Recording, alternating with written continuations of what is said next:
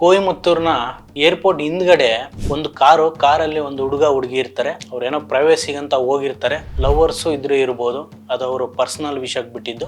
ಅಲ್ಲಿಗೆ 3 ಜನ ಬೈಕಲ್ಲಿ ಬರ್ತಾರೆ. ಅವ್ರ ಮೂವರೂ ಫುಲ್ ಪಾನಮತ್ತರಾಗಿರ್ತಾರೆ. ಒಳಗಡೆ ಇದ್ದಂತ ಹುಡುಗಿ ನೋಡಿ ಅಡ್ವಾಂಟೇಜ್ ತಗೊಂಡು ಕಾರಿಂದ ಇಳೀರಿ ಅಂತ ಹೇಳ್ತಾರೆ. ಕಾರ್ನಲ್ಲಿ ಇದ್ದಂತ ಹುಡುಗನಿಗೆ ಈ ಸಿಚುವೇಶನ್ ಏನು ಅಂತ ಅರ್ಥ ಆಗುತ್ತೆ. ಕೈಯಲ್ಲಿ ಲಾಂಗ್ ಇರುತ್ತಲ್ಲ, ಆ ಹುಡುಗನಿಗೆ ಹೊಡಿತಾರೆ. ಆ ಹುಡುಗ ಅಲ್ಲೇ ಅನ್ಕಾನ್ಶಿಯಸ್ ಆಗ್ತಾನೆ. ಆ ಹುಡುಗಿನ ಮೃಗಗಳ ರೀತಿ ಹೊರಗೆ ಎಳೆದ್ಬಿಟ್ಟು ಅವ್ರ ಮೇಲೆ ಅತ್ಯಾಚಾರ ಎಸಗ್ತಾರೆ. ಅವನಿಗೆ ಇಲ್ಲೇನೋ ಸಮಸ್ಯೆ ಆಗಿದೆ ಅಂತ ಗೊತ್ತಾಗ್ತಿಲ್ಲ. ಅವ್ನು 100ಗೆ ಫೋನ್ ಮಾಡ್ತಾನೆ. ಚೆನ್ನೈನ ಹೆಡ್ ಆಫೀಸ್ಗೆ ಕನೆಕ್ಟ್ ಆಗುತ್ತೆ. ಅದಾದ್ಮೇಲೆ ಅಲ್ಲಿಂದ ಅವರು ಕೊಯಮತ್ತೂರ್ ಪೊಲೀಸ್ಗೆ ಇಂಟೆನ್ಷನ್ ಮಾಡ್ತಾರೆ. ಕೊಯಮತ್ತೂರ್ ಪೊಲೀಸ್ ಅವರು ಫುಲ್ ಆಕ್ಟಿವೇಟ್ ಆಗಿ 11:35 ಸ್ಪಾಟ್ ಅಲ್ಲಿ ಇರ್ತಾರೆ.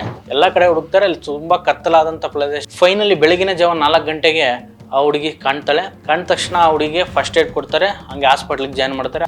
7 ಸಪ್ರೇಟ್ ಟೀಮ್ಗಳಾಗಿ ರೆಡಿ ಆಗ್ತಾರೆ.